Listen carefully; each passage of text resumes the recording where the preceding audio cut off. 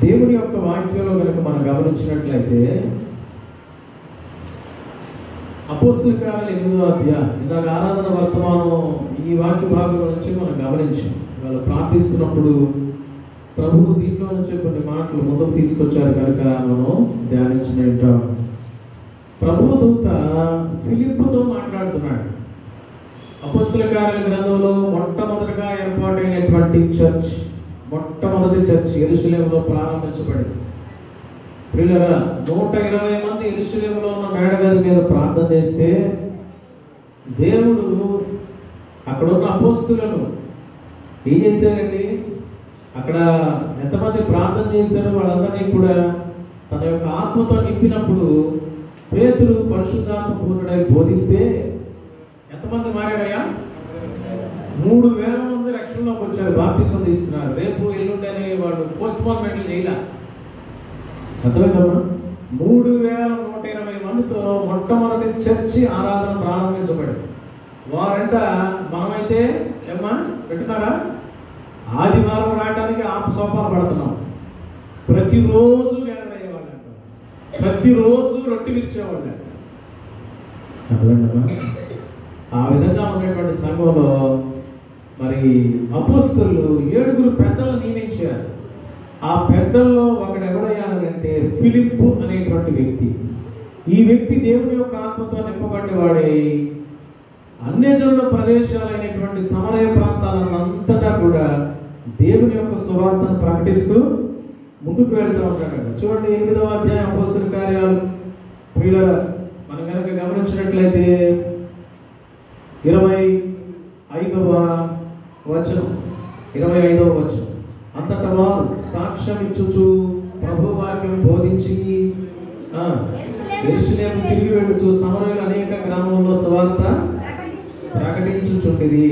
తర్వాత 4వ వచనం చదవండి, 8:4. కాబట్టి చెదిరిపోయిన వారు సువార్త వాక్యమును ప్రకటించుచు సంచారం చేసిరి. అప్పుడు ఫిలిప్పు సమరయ పట్టణము వరకు వెళ్ళి క్రీస్తును,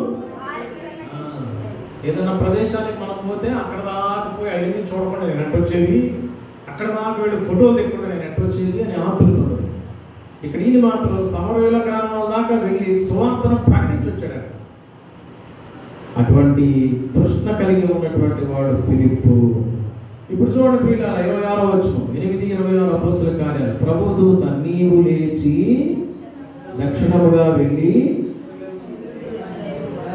దేవుడు మాట్లాడేవాడు, గైడ్ చేసే దేవుడు అని ఆరాధన చేశారు కదా. ఇప్పుడు ఈ విషయంలో, ఈ వాక్యంలో మనం అర్థం చేసుకోవాల్సినటువంటి విషయం ప్రియులారా, ప్రభు మాట్లాడుతున్నాడు. ఎవరితో? ఫిలిప్పుతో మాట్లాడుతున్నాడు. ప్రియమైన వాడురా, ఫిలిప్పుతో మాట్లాడుతున్నాడు. బాబా ఫిలిప్పుతో మాట్లాడుతున్నాడు.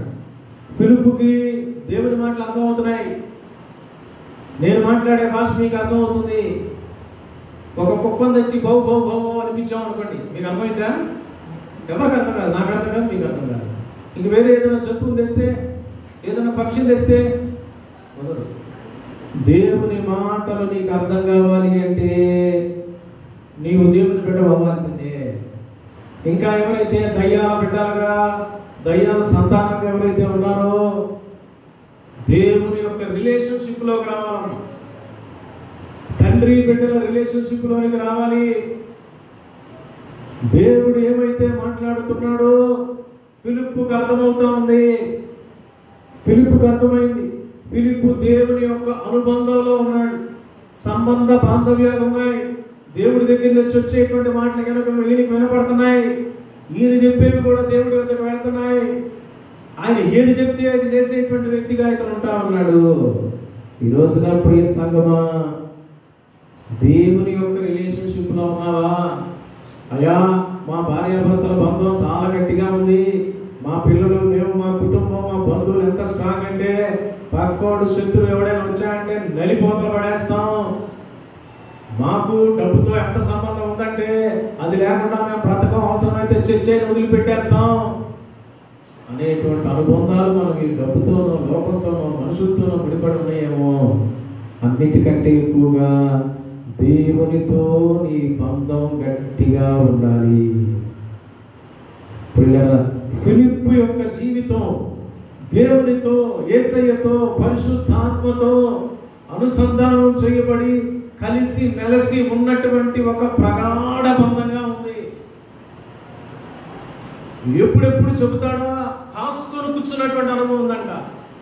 చూడండి 26వ వచనం, ప్రభువు దూత నీవు లేచి, ఏమండి ప్రభు దూత ఎక్కడి నుంచి చెప్తున్నాడు? ఎక్కడో దూరం నుంచి చెప్పట్లా. ప్రభు దూత దగ్గరికి వచ్చాడు, ఫిలిప్పు దగ్గరికి వచ్చాడు. ఫిలిప్పు దగ్గరికి వచ్చి మాట్లాడుతూ ఉన్నాడు. ఆయన వచ్చి మాట్లాడుతుంటే ఇంకా అర్థం అవుతాం. నీవు లేచి, అయ్యా నువ్వు లేవాలి, మొదటగా కూర్చొని ఉన్నావేమో, పండుకొని ఉన్నావేమో, ఆయా పనుల్లో బిజీగా ఉన్నావేమో, ఆ పనుల నుంచి నువ్వు లేవాలి. ఇప్పుడు దాకా ఆయా పనులు చేస్తూ బాగా బిజీగా ఉన్నావేమో, దేవుని పని కోసం అడుగు కట్టుకోవాలి, లేవాలి. దేవుని కోసం సంపాదించడానికి, తన కొరకు ధనం సమకూర్చుకునేవాడు కాదంట. ఏమండి, దేవుని కొరకు ధనవంతుడయ్యేవాడంట, గొప్పోడు. అర్థమైందమ్మా? ప్రియమైనటువంటి వాళ్ళ గమనిస్తున్నట్లయితే నీవు లేవాలి, దక్షిణంగా వెళ్ళాలి, యెరూషలేము నుండి గాజాకు పోవు అరణ్య మార్గమున కలుసుకో అని ఫిలిప్పుతో చెప్పగా అతడు లేచి ప్రియులారా, దేవునితో ఫిలిప్పు యొక్క బంధం చూడండి. ఫిలిప్పు యొక్క బంధం ఎంత స్ట్రాంగ్ గా ఉందంటే దేవుని మాట స్పష్టంగా అర్థమవుతుంది, ఆయన ఇచ్చే ఇన్స్ట్రక్షన్స్ అర్థమవుతున్నాయి, ఆయన మాటకు లోబడేటువంటి బంధం. బాబు ఏదైనా ఒక పని చేయండి అంటే వదిలేండి, నేను తర్వాత చేస్తా, ఇప్పుడు కాదులే ఇంట్లో 10 నిమిషాల తర్వాత వెళ్తా, ఇప్పుడు కాదులే సార్ వచ్చే సంవత్సరం చేస్తా. మనందరం కూడా ఏంటంటే పైకి మనం ఒక్కసారి ఓకే అంటాం, తర్వాత మళ్ళీ దాన్ని మర్చిపోయే వాళ్ళంగా ఉంటాం, పెడచెవులు పెట్టే వాళ్ళంగా ఉంటాం, కాదు కూడదని రీజన్స్ చెప్పేటువంటి వాళ్ళంగా ఉంటాం. కానీ ఫిలిప్పు యొక్క భక్తి, ఫిలిప్పు యొక్క జీవితం ఎంత స్ట్రాంగ్గా ఉందో తెలుసండి. దేవుని మాట వింటున్నాడు, దేవుని మాటకు లోబడుతున్నాడు. నీ నా జీవిత అనుబంధం ఎలా ఉంది? యేసు ప్రభుని కేవలం అంగీకరించి బాప్తిసం తీసుకున్న అనుభవం వరకే ఆగిపోయి ఉన్నావా? ఆయన మాటలు చదువుతున్నావా? ఆయన వాయిస్ను గుర్తుపడుతున్నావా? ఆయన మాటకు లోబడి చేసే పనులు నీ జీవితంలో ఉంటున్నాయా? ఆయన మాటకు విరుద్ధంగా చేసే పనులు నీ జీవితంలో ఉంటున్నాయేమో? దానివల్ల ప్రయోజనం ఏమీ లేదు. అది నీకు నష్టం, నాకు నష్టం, మనందరికీ నష్టం. నష్టకరమైన పనులు ఎందుకు చేయాలని? దేవునికి ఇష్టకరమైన పనులు చేయాలి. దేవునితో అనుబంధం ఉంది సౌలు రాజుకి, కానీ ఆయన చెప్పిన పని చేయాల. అమాలేకీలు పోయి మొత్తాన్ని స్మాష్ చేయమంటే కొన్ని మంచి మంచి వాటిన్నిటిని తీసుకొచ్చాడు, రాజుగారిని కూడా బంధించి తీసుకొని వచ్చాడు. అర్థమైందండి? ఈరోజు నా ప్రియ విశ్వాసి, నీ నా జీవితాలు ఎలా ఉన్నాయి? దేవునితో నీ అనుబంధం ఎలా ఉంది? నీ రిలేషన్షిప్ ఎలా ఉంది? డబ్బుతో బాగుంది, బ్యాంకులతో బాగున్నాయి, భార్యాభర్తల అనుబంధాలు బాగున్నాయి, పిల్లలతో మీ అనుబంధాలు బాగున్నాయి. ఎంత దూరం పోయి వచ్చినా పరిగెత్తుకుంటూ వచ్చేసి పిల్లల్ని అలా కౌగిలించుకొని వాళ్ళ కోసం ఆయా మరి బయట వస్తువులు తీసుకొచ్చి వాళ్ళకి అవసరమైన పదార్థాలని తినిపించి వాళ్ళని 1-10 సార్లు ముద్దు పెట్టుకొని ఎంతగానో ప్రేమిస్తావు. దేవుణ్ణి ఆ విధంగా హత్తుకుంటున్నావా? దేవునితో అనుబంధం ఉందా? తండ్రి కుమారుల అనుబంధం ఎలాంటిదో తెలుసా? ప్రియమైనటువంటి వాడుగా తప్పిపోయి దూరంగా వెళ్ళిపోయినా వాడు ఎప్పుడు వస్తాడు అన్నట్లుగా తండ్రి ఎదురు చూస్తూ ఆ కుమారుడు కనిపించేటప్పటికల్లా పరిగెత్తుకుంటూ వెళ్ళి హత్తుకున్నాడండి. తండ్రి ప్రేమ అలాంటిది. అంతగా ప్రేమించే దేవునితో నీ అనుబంధం ఈ రోజున ఎలా ఉంది? How is your relationship with the lord? దేవునితో నీ అనుబంధం ఎలా ఉంది? నీకోసం ప్రాణం పెట్టి తిరిగి లేచిన యేసయ్యతో నీ అనుబంధం ఎలా ఉంది? రెండవ ప్రాముఖ్యమైనటువంటి విషయం, ప్రియమైనటువంటి వాళ్ళుగా దేవుడు మాట్లాడాడు. చూడండి ప్రియులారా, 26వ వచనం చూడండి. గాజాకు పోవు అరణ్య మార్గమును కలుసుకోమని ఫిలిప్పుతో చెప్పగా ఏమైంది? అతడు లేచి వెళ్ళాము. రిలేషన్షిప్ స్ట్రాంగ్ గా ఉంటే అది రెండవ దానికి దారితీస్తుంది. ఏంటో తెలుసండి? రెస్పాన్స్ లోనికి దారితీస్తుందండి. రెస్పాండ్ అయ్యేటువంటి విధానంలోనికి నిన్ను నెట్టుద్ది, రియాక్షన్ లోనికి నిన్ను తీసుకొని వస్తా ఉంటుంది. ప్రియమైనటువంటి వారు, నీ నా జీవితాలు దేవుని మాటను బట్టి కదిలే విధంగా నీ జీవితం, నా జీవితం ముందుకు వెళ్తుంది. చాలా మంది యొక్క జీవితాలు దేవునితో సరైన అనుబంధంలో లేవు కనుకనే దేవుని మాటకు రెస్పాండ్ కాలేకపోతా ఉన్నా, దేవుని పిలుపుకు లోబడలేకపోతా ఉన్నా, దేవుని మాటను బట్టి చేసే వ్యక్తులుగా లేకపోతున్నాం. దేవుని మాట ప్రకారం నువ్వు చేయాలే తప్ప నీ మాట ప్రకారం కాదు. మనుషుల మాటలు బట్టి కాదని నువ్వు చేయాల్సింది కదండి. మరియమ్మ గారు ఏమన్నారమ్మా? యోహాను సువార్త 2వ అధ్యాయంలో ద్రాక్షారసం అయిపోయినప్పుడు వెళ్తూ మాట, ఆయన మీతో, యేసయ్య మీతో చెప్పేది చెయ్యాలి. యేసయ్య నీతో నాతో చెప్పేది చెయ్యాలి అంటే ఆయన చెప్పే మాటలు ఎక్కడున్నాయి? ఆయన చెప్పే మాటలు బైబిల్లో ఉన్నాయి. ఆయన చెప్పే మాటలు ఎక్కడున్నాయి? మందిరంలో ఉన్నాయి. ఆయన చెప్పే మాటలు ఎక్కడెక్కడైతే లభిస్తున్నాయో ఆ మాటలకు చెవి కోసుకోవాలి ప్రియులారా. ఏమన్నా మనం ఆయన చెప్పిన మాటలకు చెవి కోసుకోవట్లా, కళ్ళు కోసుకోవట్లా. ఏమా మన వల్ల ఏ కాడికి క్రికెట్ మ్యాచ్లు, మరి ఫ్రీ ఫైర్లు, పబ్జీలు, చిన్న పెద్ద యవనస్తులు తేడా లేవు. వీటినన్నీ చేసుకోవడం మూలంగా మీకు పరలోకం రాదు ప్రియులారా. సమయం అంతా వృధా చేసుకుంటున్నారు. అనవసరమైన పనికిమాలిన పనులు. కొంతమంది పిల్లలు ఏదైనా అనవసరమైన పని చేస్తామంటే పెద్దోళ్ళు యవనస్తులు ఏమంటారు? సరే పనికిమాలిన ఎందుకు ఆ పని చేస్తాం, టైం అంతా వేస్ట్ చేసి వస్తున్నాం అని పెద్దలు పిల్లలు తిడతా ఉంటారు. అదే పెద్దలు పనికిమాలిన పనులు చేస్తుంటే దేవుడు ఏమంటాడండి? ఎందుకు టైం వేస్ట్ చేస్తున్నావు? ఆ టైంలో ఒక 10 నిమిషాలు ప్రార్థన చేసుకో, శక్తిమంతులు అవుతావు, శక్తిమంతురాలు అవుతావు. నీ దగ్గర ఉన్న 10 రూపాయలు 10 ఆశీర్వాదకరంగా మారుతుంది. నీ కుటుంబంలో ఆరోగ్యం ఉంటుంది, క్షేమం ఉంటుంది, నెమ్మది ఉంటుంది, సమాధానం ఉంటుంది. దేవుని మాటలు చదివితే, దేవుని మాటలు వింటే, దేవుని మాటలు పాటిస్తే, దేవుని మాటలు లోబడితే ఆశీర్వదింపబడ్డారే తప్ప ఎక్కడైనా నష్టపోయినట్లుగా, కోల్పోయినట్లుగా ఉందమ్మా. ఒకవేళ ఈ లోకంలో నువ్వు కోల్పోయినా పరలోకంలో నీ యొక్క ఫలం ఎక్కడికి పోదు అనేటువంటి విషయం గుర్తుపెట్టుకోవాలి కదా. అందుకనే మరి ఇక్కడ తెలియపరచబడతా ఉంది. ఫిలిప్పు దేవునికి ఎంత దగ్గరగా ఉన్నాడంటే దేవుడు వచ్చి తనతో మాట్లాడేంత దగ్గరగా ఉన్నాడు. దేవుని మాటకు లోబడుతున్నాడు, దేవుని మాటకు విధేయత చూపించాడు ప్రియమైనటువంటి వాళ్ళు. రెస్పాండ్ అయ్యాడు. Are you responding to the word of God? What is your response to the holy spirit God? పరిశుద్ధాత్మ దేవునికి నీ రెస్పాన్స్ ఏంటండి? నీ రియాక్షన్ ఏంటి? ఏముందా? అసలు ఆయనతో నీ మాటలు ఉన్నాయి? అసలు ఆయన వైపు నుంచి నీ దగ్గర నుంచి ఆయన దగ్గరికి ఈ సంబంధ బాంధవ్యాలు కొనసాగుతున్నాయా? ఆయన మాటలు నీ దగ్గరికి వస్తామంటే ఇవాళ కాదు రేపు రెస్పాండ్ అవుతావు. అసలు ఆయన దగ్గర నుంచి నీ మాటలే ఇవ్వనుకోండి, నువ్వు ఇంకెవరికి రెస్పాండ్ అవుతావు? లోకానికి రెస్పాండ్ అవుతావు, మొబైల్స్కి రెస్పాండ్ అవుతావు, టీవీలకి రెస్పాండ్ అవుతావు, డబ్బుకి, తిండికి, కట్టుకునే బట్టలకు మాత్రమే రెస్పాండ్ అవుతావేమో. ఒకసారి గుర్తుపెట్టుకో ప్రియులారా, నీవు ప్రభు వలె కదిలింపబడాలి అంటే, ప్రభు వలె అనేక మందికి సహాయం చేయాలి అంటే, ప్రభు కోసం, ప్రభు మందిరం కోసం, అనేక మంది బిడ్డల యొక్క రక్షణ కోసం కదిలింపబడాలి అంటే గమనించండి, నీవు ప్రభుతో అనుబంధాన్ని కలిగి ఉండాలి. అప్పుడే నువ్వు ప్రభు కోసం రియాక్ట్ కాగలవు. సౌలు కళ్ళు మూతలు పడి 3 దినాల వరకు ఆయన కళ్ళు మూతలు పడిపోయి ఉన్నాయి కదండి. మరి ఒక ఇంట్లో దిగున్నాడు ఆయన. దమస్కు పట్టణంలో పరిశుద్ధాత్మ దేవుడి ద్వారా దేవుడు మాట్లాడుతున్నాడు. ఎవరితో? ఆ దమస్కులో ఉన్నటువంటి ఒక వ్యక్తితో. ఎవరమ్మాయి? అననీయ. దేవుడు పిలుస్తున్నాడు, అననీయా అనగానే ఏమైందమ్మా? స్వరం రాగానే వెంటనే ఏమయ్యాడు? ఆగా నాకు పనిలో ఉన్న బాత్రూంలో అన్నాడా? కొద్దిగా బిర్యానీ తిన్నాను ఆగన్నాడా? కొద్దిగా నేను నా బిజినెస్ చూసుకొని వస్తాను అన్నాడా? ఇంట్లో ఎవరు లేరు అన్నాడా? చిత్తం ప్రభువా. రెస్పాన్స్ ఎలా ఉందో చూసారా? అంటే always he was available to the word of God, voice of God. దేవుని వాక్యానికి ఆయన అవైలబుల్గా ఉన్నాడు, సిద్ధంగా ఉన్నాడు. ఎప్పుడు చెప్తే అప్పుడు ఆ కమాండ్ని మనం అది చేస్తాం. ఎప్పుడో తెలుసా? మన పై అధికారులు మనం పనిచేసే వాళ్ళంగా ఉంటే అక్కడి నుంచి ఆఫీస్ నుంచి ఫోన్ వస్తుంది, అయ్యా బాబు ఇప్పుడు ఒక అరగంటలో నువ్వు బయలుదేరి వెళ్ళాలి స్పాట్కి అనగానే వెంటనే ఏం చేస్తాము?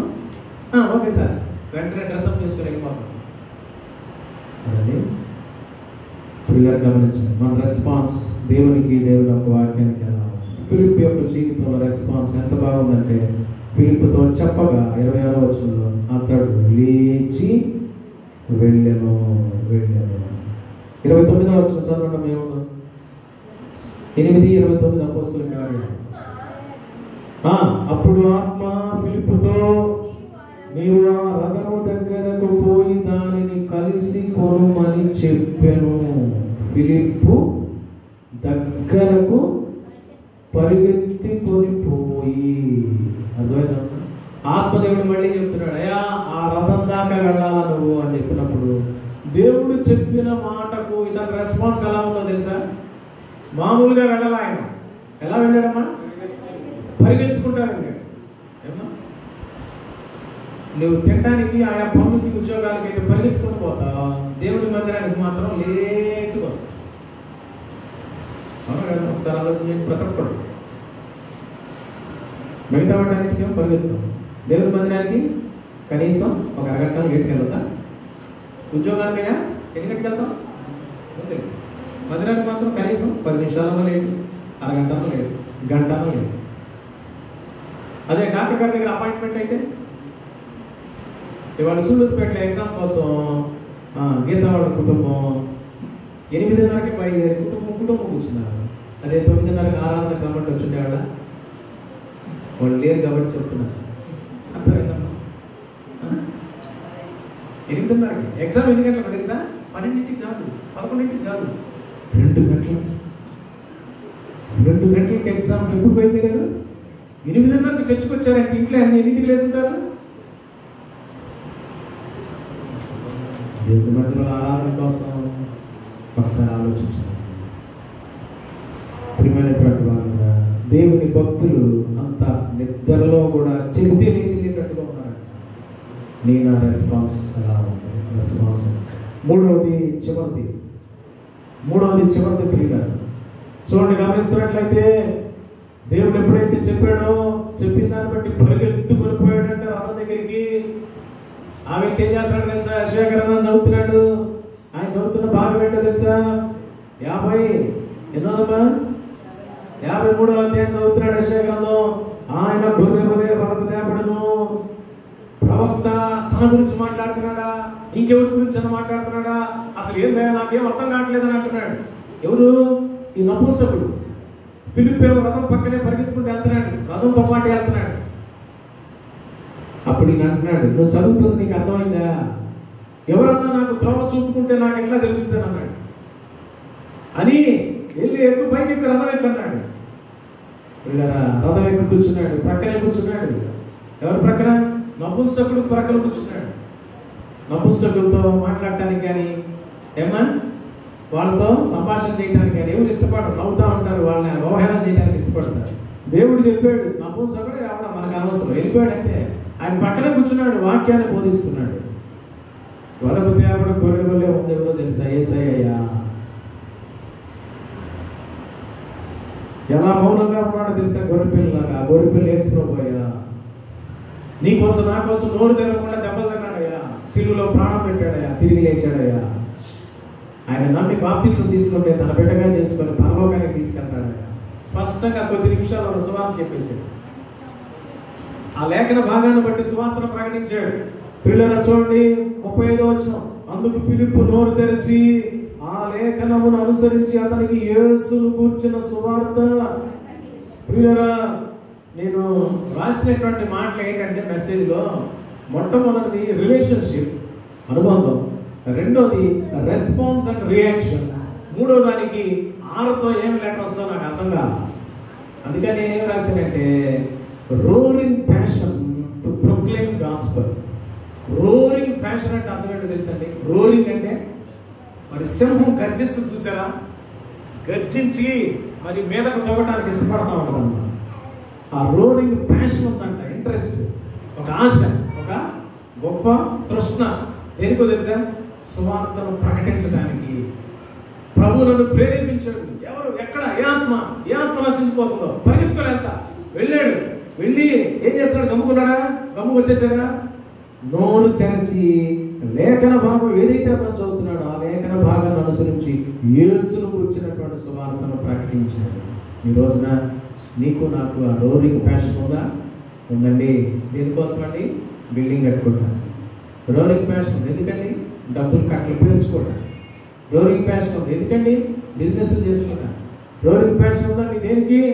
లోక సంబంధమైన విషయాలన్నిటికీ. నువ్వు సువార్తను ప్రకటిస్తే కోట్ల కంటే విలువైనటువంటి ఒక ఆత్మను పరలోకానికి చేర్చే ఒక సాధనంగా నీవు నేను ఉపయోగపడతాను. ప్రియమైనటువంటి వాళ్ళ ఇతరులతో నేను వాక్యాన్ని ముగిస్తూ ఉన్నాను. ఈ రోజున నీకు నాకు మనందరికీ కూడా మన దేవుడైన యేసయ్యతో పరిశుద్ధాత్మతో నా బంధం ఎలా ఉంటుంది? దేవుని మాటలకు, దేవుని యొక్క స్వరానికి నీవు నేను ఎలా రెస్పాండ్ అవుతుంది, ఎలా మౌల్డ్ అవుతుంది, ఎలా నీ జీవితాన్ని మలుచుకుంటున్నావు దేవుని మాటను బట్టండి. దేవుని మాటను బట్టి, దేవుని విషయాలు. మూడోది, దేవుని యొక్క వాక్యాన్ని బట్టి ఎంత తపనతో నీవు వాక్యాన్ని ఇతరులకు అందజేయడానికి ఇష్టపడదు. నువ్వు పనిచేసే చోట్ల, నువ్వు నిలబడిన చోట్ల, నువ్వు ఉన్నటువంటి చోట్ల, నీవు ఎక్కడెక్కడైతే ఇళ్లలో బయట ఎక్కడైతే ఉంటావో నీవు ఉన్నటువంటి ప్రదేశంలో వెలిగే జ్యోతి వలె ప్రకాశించడానికి ఇష్టపడుతున్నావా? అట్టి గొప్ప కృప ప్రభువు నీకు ఇవ్వాలని కోరుతా ఉన్నాను ప్రియులరా. ఈ పనులు చేయడం మూలంగా ఫిలిప్పు జీవితం ద్వారా ఎవరికి సంతోషం కలిగిందో తెలుసా? మొట్టమొదట ఆయన దేవుని మాట నెరవేర్చాడు కనుక he pleased God, he pleased Jesus, he pleased Holy Spirit God. రెండోది ఏంటో తెలుసా అండి పిల్లరా, తనకు ఒక గొప్ప సంతోషం కలిగింది.